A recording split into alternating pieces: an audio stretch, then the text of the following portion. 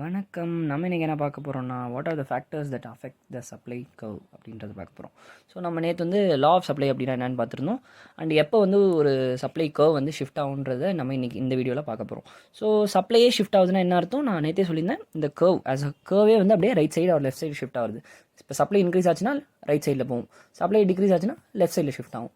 So that is shifting in supply curve. So இப்போ நம்ம எந்தெந்த ஃபேக்டர்ஸ்லாம் வந்து இந்த மாதிரி சப்ளை வந்து இன்க்ரீஸ் பண்ணுறது ஒரு டிக்ரீஸ் பண்ண ஷிஃப்ட் பண்ணுதுன்றதை நம்ம இன்றைக்கி பார்க்க போகிறோம். ஸோ ஃபர்ஸ்ட் ஒன் வந்து price of resources. So price of ரிசோர்ஸஸ்னால் என்னென்னா லைக் இன்புட் ப்ரைஸஸ், ஓகேவா? Price of input or price of input. So என்னென்னா இப்போ நம்ம ஒரு நம்ம வந்து அதே தான், இங்கே ஒரு எல்லாத்துக்கும் கிராஃப் வந்துருக்கும், இங்கே ப்ரைஸ் இருக்குது அண்டு குவான்டிட்டி இருக்குது. ஸோ இது ஒரு சப்ளை கர்வ்.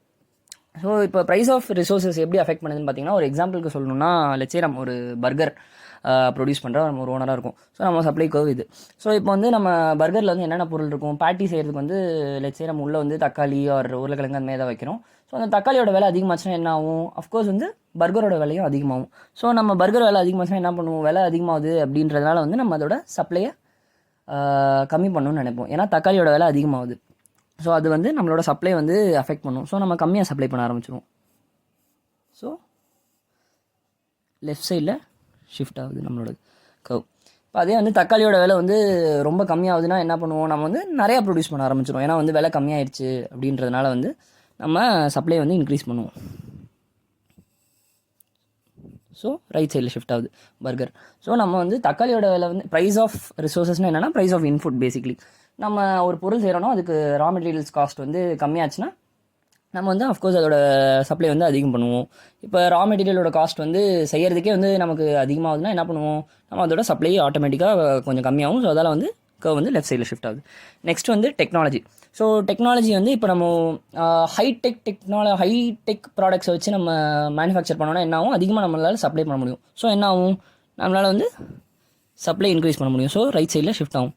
நம்மகிட்ட வந்து மேனுஃபேக்சரிங் யூனிட்ஸில் வந்து நல்ல டெக்னாலஜி யூஸ் பண்ணோன்னா என்ன பண்ணுவோம்? நிறைய ப்ரொடியூஸ் பண்ண ஆரம்பிப்போம். ஸோ அதால் வந்து அதிகமாக அஃப்கோர்ஸ் சப்ளை அதிகம் பண்ணுவோம். இப்போ அதே வந்து நம்மகிட்ட டெக்னாலஜியே இல்லை, ரொம்ப ஒரு மொக்க ப்ரொடக்ஷன் யூனிட் வச்சுருக்கோம் அப்படின்னா டெக்னாலஜி நம்மகிட்ட கம்மியாக இருக்கனால ப்ரொடக்ஷனும் கம்மியாக இருக்கும். ஸோ அதால் வந்து சப்ளையும் கம்மியாகும். ஸோ அதால் என்ன ஆகும்? லெஃப்ட் சைடில் ஷிஃப்ட் ஆகும் curve. Next one government involvement. So government வந்து இப்போ வந்து நம்ம ஒரு ஓனராக இருக்கும், நமக்கு வந்து இன்சென்டிவ்ஸ் கொடுக்குறாங்க. இன்சென்டிவ்ஸ்னால் என்னென்னா நமக்கு வந்து லைக் எடுத்தோடனே நமக்கு வந்து சலுகைகள்லாம் கொடுக்குறாங்க நம்ம பிஸ்னஸ் பண்ணுறதுக்கு. நம்ம கொஞ்சம் இனிஷியல் இன்வெஸ்ட்மெண்ட்ஸ் பண்ணுறாங்க நம்மளோட பிஸ்னஸில். அந்த மாதிரி அவர் நமக்கு ஏதாவது ஒரு நல்லது பண்ணுறாங்க, கொஞ்சம் காசு கொடுக்குறாங்க இனிஷியலாக ஸ்டார்ட் பண்ணுறதுக்கு. அப்படின்னு பண்ணும்போது என்ன பண்ணுவோம்? நம்ம அஃப்கோர்ஸ் அதிகமாக சப்ளை பண்ண ஆரம்பிப்போம். நம்மகிட்ட வந்து அதிகமாக ப்ரொடியூஸ் பண்ணி அதிகமாக சப்ளை பண்ண ஆரம்பிப்போம். ஸோ அதால் வந்து கர்வ் வந்து ரைட் சைடில் ஷிஃப்ட் ஆகும். இப்போ அதே வந்து கவர்மெண்ட் வந்து நம்ம பண்ணுறதுக்கு வந்து நிறைய டேக்ஸ் போடுறாங்கன்னா என்ன ஆகும்? நமக்கு வந்து ஏதாவது கஸ்டம் டியூட்டிஸ் போடுறாங்க அப்படின்னாச்சுன்னா கர்வ் நம்ம வந்து சப்ளை வந்து கம்மியாகும். ஸோ கர்வ் வந்து லெஃப்ட் சைடில் ஷிஃப்ட் ஆகும். ஸோ அதான் இப்போ வந்து நமக்கு ஏதாவது நமக்கு வந்து பெனிஃபிட், நம்ம கவர்மெண்ட் வந்து நம்ம பண்ணுற பிஸ்னஸ்க்கு வந்து பெனிஃபிட் பண்ணாங்கன்னா என்ன ஆகும்? நம்ம அதிகமாக சப்ளை பண்ணுவோம். ஸோ அதால் வந்து கர்வ் ரைட் சைடில் ஷிஃப்ட் ஆகுது. அதே கஸ்டம் டியூட்டிஸ் ஒரு டேக்ஸஸ் ஏதாவது ரெகுலேஷன் பண்ணி நம்ம குறைச்சி பே பண்ணாங்கன்னா கர்வ் வந்து அப்படியே லெஃப்ட் சைடில் ஷிஃப்ட் ஆகும். ஸோ நெக்ஸ்ட் வந்து நம்பர் ஆஃப் செல்லர்ஸ். அஃப்கோர்ஸ் இது நமக்கு இன்ட்யூட்டிவாகவே நமக்கு தெரிஞ்சிருக்கும். அதிகமாக நிறைய பேர் சப்ளை பண்ணுறவங்க இருந்தாங்கன்னா, சப்ளைஸ் அதிகமாக ஒரு நம்பர் ஆஃப் செல்லர்ஸ் நிறைய பேர் இருந்தாங்கன்னா கர்வ் வந்து ரைட் சைடில் ஷிஃப்ட் ஆகும். இப்போ வந்து செல்லர்ஸே இல்லை, ரொம்ப சப்ளைஸ்லாம் ரொம்ப கம்மியாக இருக்காங்கன்னா அஃப்கோர்ஸ் லெஃப்ட் சைடில் ஷிஃப்ட் ஆகும் கர்வ்.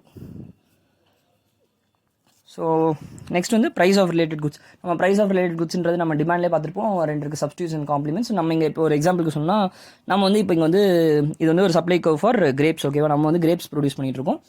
ஸோ நம்ம என்ன பண்ணுறோம்? அதுக்கு ஒரு சப்ளை வரைஞ்சிருக்கும். ஃபார் எக்ஸாம்பிள் வந்து கிரேப்ஸோட இப்போ மாம்பழத்தோட ப்ரைஸ் வந்து மார்க்கெட்டில் அதிகமாக இருக்குது அப்படின்னா என்ன பண்ணுவோம்?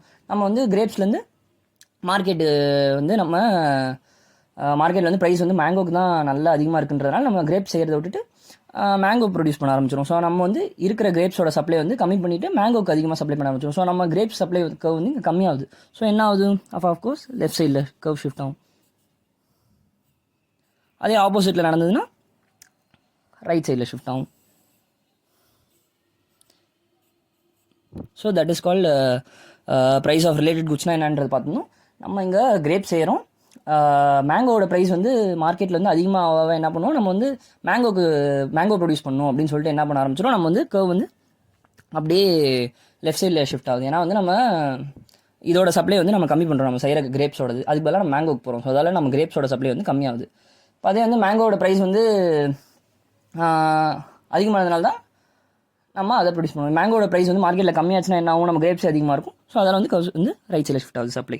ஸோ அதான் வந்து இங்கே price of related goods. Next வந்து எக்ஸ்பெக்டேஷன்ஸ்க்கு வந்து நம்ம எக்ஸாம்பிள் என்ன சொல்லலாம்னா ஃபியூச்சர் ப்ரைஸஸ் பேசிக்கலி எக்ஸ்பெக்டேஷன்ஸ்னால் ஒரு ஆயில் எக்ஸாம்பிளாக எடுத்துக்கலாம். இது வந்து ஒரு சப்ளை கோஃபர் ஆயில்னு வச்சுக்கலாம். ஸோ இப்போ ஆயிலோட ப்ரைஸஸ் வந்து நமக்கு வருங்காலத்தில் ஏறப்போகுது. ஃபியூச்சரில் வந்து இந்த எக்ஸ்பெக்ட் பண்ணுறோம் நம்ம வந்து அதிகமாக ப்ரைஸஸ் ஏறப்போகுது ஆயிலோடது அப்படின்னா என்ன பண்ணுவோம், நம்ம அஃப்கோர்ஸ் வந்து இப்போ சப்ளை வந்து கம்மி பண்ணிடுவோம். ஏன்னா வந்து வருங்காலத்தில் ஏறப்போகுது, நம்ம அப்போ விற்றுக்கலாம்னு சொல்லி சப்ளை வந்து இப்போ கம்மி பண்ணிடுவோம். ஸோ வந்து லெஃப்ட் சைடில் ஷிஃப்ட் ஆகும். இப்போ அதே வந்து ஆயில் ப்ரைஸஸ் வந்து வருங்காலத்தில் வந்து கம்மியாகும் போதுனா என்ன பண்ணுவோம், இப்போயே வந்து நம்ம ஆயிலில் நிறைய சப்ளை பண்ண ஆரம்பிச்சிடுவோம். ஏன்னா வருங்காலத்தில் இன்னும் கம்மியாகிடும். ஸோ இப்போயே நம்ம நிறைய சப்ளை பண்ணிடலாம் அப்படின்னு சொல்லிட்டு வந்து இப்போ சப்ளை அதிகமாக வரதுனால ரைட் சைடில் ஷிஃப்ட் ஆகும். So these are the factors that affects the supply curve எப்படி ஷிஃப்ட் ஆகுதுன்றது. நீங்கள் நல்லா பார்த்தீங்கன்னா நான் இங்கேயும் வந்து ப்ரைஸுன்றது வந்து சொல்லவே இல்லை. Price doesn't shift the curve. Supply curve வந்து ப்ரைஸ் வந்து ஷிஃப்ட் பண்ணல, இந்த ஃபேக்டர்ஸ்லாம் தான் ஷிஃப்ட் பண்ணுது. ப்ரைஸ் வந்து ஜஸ்ட்டு நம்ம எவ்வளோ இருக்குன்றதை எவ்வளோ குவான்டிட்டி சப்ளை பண்ணுறோன்றதை கண்டுபிடிக்கிறது தான் யூஸ் ஆகும்.